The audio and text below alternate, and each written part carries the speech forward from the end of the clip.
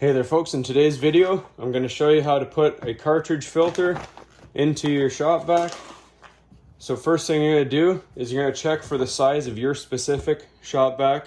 It'll tell you what size is right here, and then on the packaging of the new filter it'll tell you what sizes it fits as per gallons. So when you've got the right filter, you just pop open your two tabs on the side, lift off your top, and then you have this little sleeve with this ring. You're just going to remove this ring, and this little cotton sleeve comes off with it. This is just what it comes with when you buy them usually. Then this foam sleeve also comes off. Shop vacs don't usually come with a cartridge filter. It's usually those three that were just on there. Now this has a solid bottom. This is the one that you want. All you have to do is slide it over the cylinder till it clicks into place. That's all there is to it.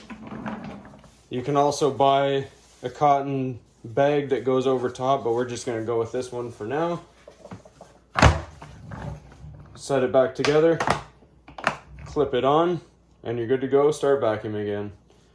Hopefully you found this helpful, and as always, please like and subscribe.